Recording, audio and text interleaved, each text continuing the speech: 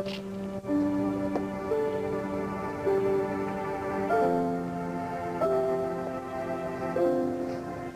how you doing, Ma? 2 o'clock in the morning. It's not your birthday. It's not Christmas. Truth is, I just need to talk to you. Boy, do I need to talk to you. If there's any way in heaven and earth you can make contact, then for God's sake, do it now. That's how badly I need your advice. See, I don't know if you noticed that little blonde slip into the back of the service. This lady, Brooke English, she tells me that I don't belong here. That I belong back in Pine Valley with Dixie. She seems to know me. Seems to know everything about me. Well, she couldn't know you any better than I do. Mother. Oh, don't act so surprised. I knew you had a powerful mind, but this is ridiculous. You look great. Oh, man, I miss you. No need.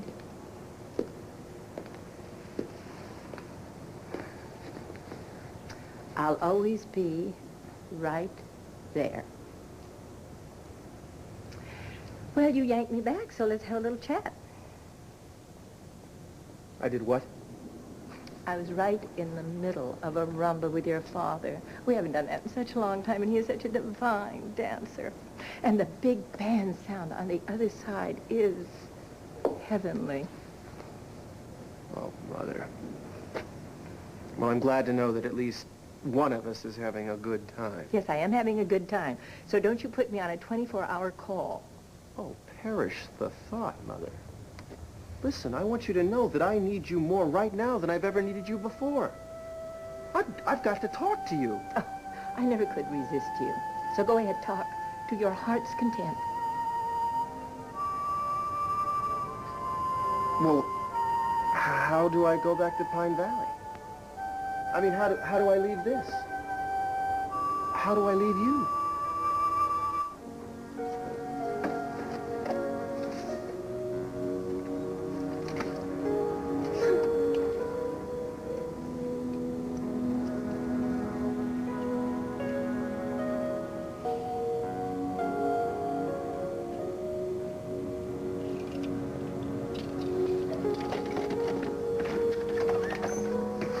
Okay, trunk's almost full. I can maybe squeeze in these and maybe that.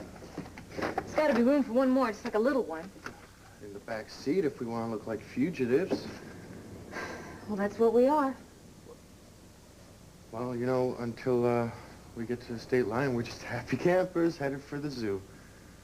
Oh, wow, I gotta tell Stuart and Haley that same thing before I finish. Listen, while you're gone seeing them, Junior and I, as soon as he wakes up, we're going to go see Uncle Palmer Nopal, sort of casual, you know, goodbye, okay? Yeah. Well, how do you say goodbye without saying goodbye? You don't have to do this, Brian. You really don't. I understand. My place is with you and, you know, the little monster upstairs, and I don't have a doubt in my mind, okay?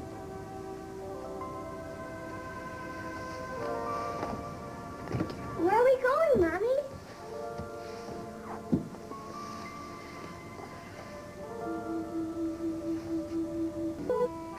On a trip? Come on, sweetie. Come and talk to Mommy. You know, when you were upstairs last night, Mommy was down here, thinking. She was doing some very deep thoughts. Do you remember what you told me last night about where you wanted to live? Mm-hmm. With you. Wait. You still feel that way? Yeah?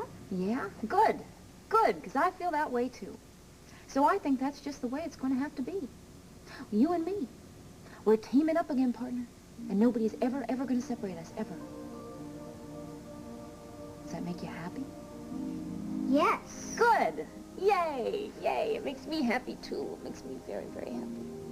Because I love you a whole lot. And we, you know, you and Mommy, we just gotta stick together.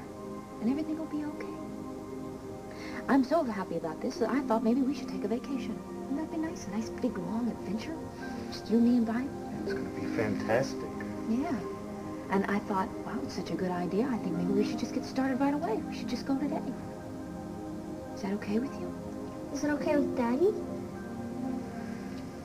Well, the big problem is that your dad is not going to be back until after we've left. So we're just going to have to call him maybe or leave a message or something. Listen, can you keep a secret? Like a really, really massive, super deluxe secret? Okay, well, the thing is that this is a secret adventure, and only you and your mom and I can know about it.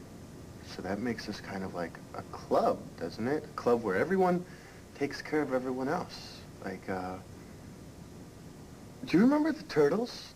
Yeah, we're turtles! Yeah. Bodacious dude! Let's get a pizza! All right, you little turtle boy, come here, give your mommy a big hug. Why don't you run upstairs and get dressed and we'll go? Yay. My blanket. I think his blankets is at his dad's. Well, hey, you know what? That's all right. I can grab your blanket because I have to go over to Haley's house anyway, so everything's fine. Great. Okay, get dressed. Get dressed. Go on.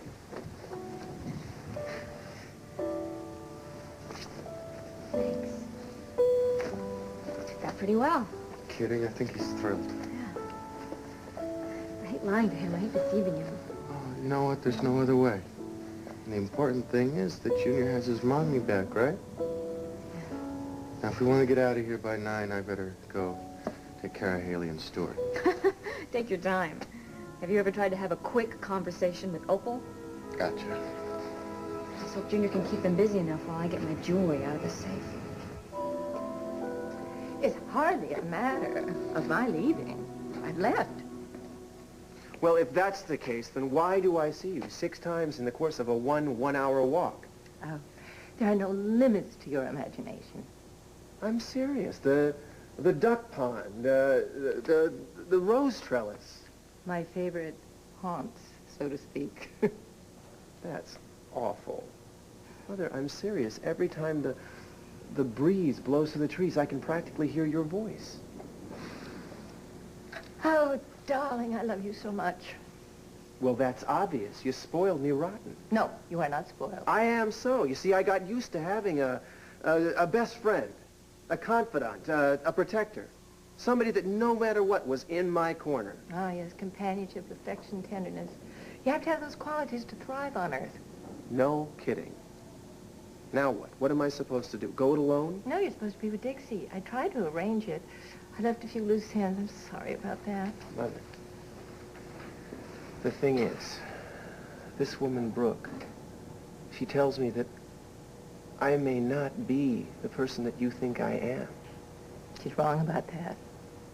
I know you're my son. What if she's right? What if I'm not your son? You pulled me out of my loneliness. You made me feel alive. You made me laugh, really laugh for the first time in decades. You made me want to get out of bed in the morning and comb my hair and work this beautiful land of ours. If it hadn't been for you, I would have died a very melancholy lady. Instead, I danced into the light, a very happy mother. Listen. My name is not Ted Orsini. It's Tad Martin. Oh, darling, I don't care about any of that. Hey, did we have a terrific time or what? Sure we did. Could I read your best poker face? Could I call your bluff? Finish your sentences? Always. Did I make you realize what a strong, brave, capable, wonderful man you are? Did I give you the power to win? That you did. Then I'm your mother.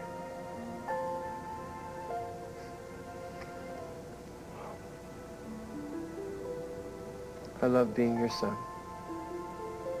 And I don't know how I'm going to stop. Who said anything about stopping? Well, Mother, you're dead. We can't exactly pick up the canasta where we left off. Oh, yes, I am having a divine time at my heavenly dance. And you have to stay here on Earth and live your life. Lucky me. Yes, lucky you, lucky you. You have everything it takes to lead a glorious existence. And if you don't seize every ounce of happiness this world has to offer, you'd be very foolish. My son is no fool. Then the big question is, if I go back to Pine Valley, back to being this Tad Martin, what happens to Ted Orsini? Does he just fade away? What about you? Do you lose your son all over again?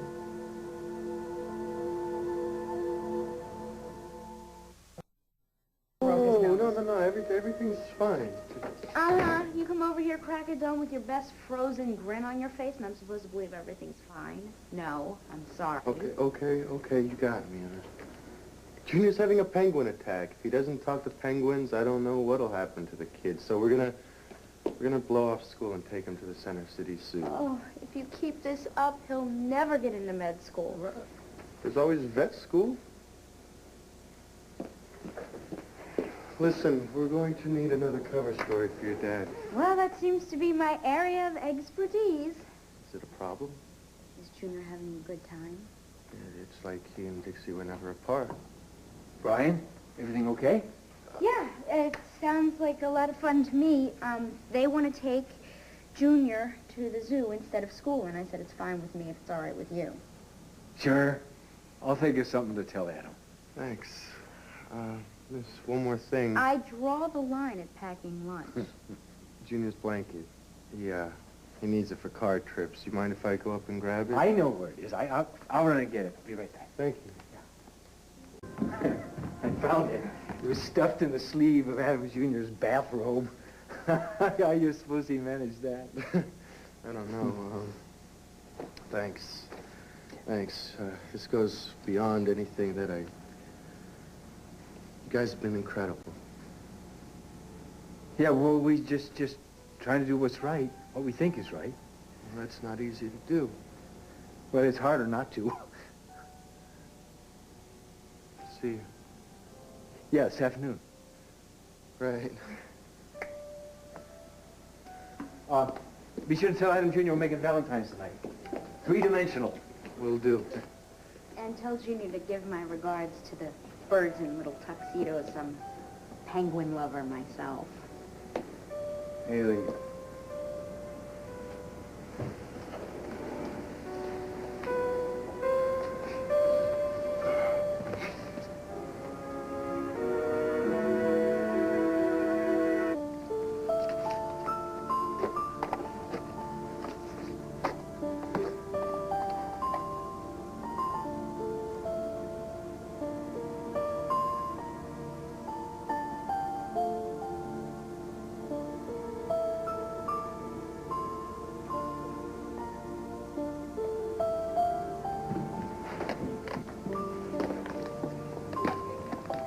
Hey, what's up?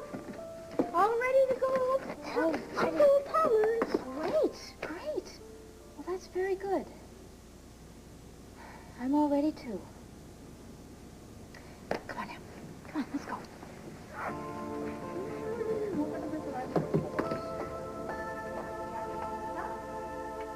You really are a glorious young man, and I do adore you, but you can be so hard-headed. Wait a minute, where are you going? You get that from me. I think it must come from one of your Pine Valley relatives. You can't just leave. I need some answers. I've already told you everything you need to know. You just weren't listening. All right, I'm sorry. I admit it, I'm a slow study. Not slow, resistant. All right, then just give me one more chance. Whether you came all this way, you can't just throw up your hands so soon. Quick. How many sun-dried tomatoes in a perfect Orsini marinara sauce? Quick. None. What are you going to be doing next March 22nd? Wishing you a happy birthday. What is the greatest love song ever written? Come rain, come shine. What year did Bobby Thompson win the pennant for the Giants? Shot heard round the world. 51. What was the count? No balls, 1 strike. On a scale of 1 to 10, how smart are you? 12. Who are the most dangerous people in this world? Cowards.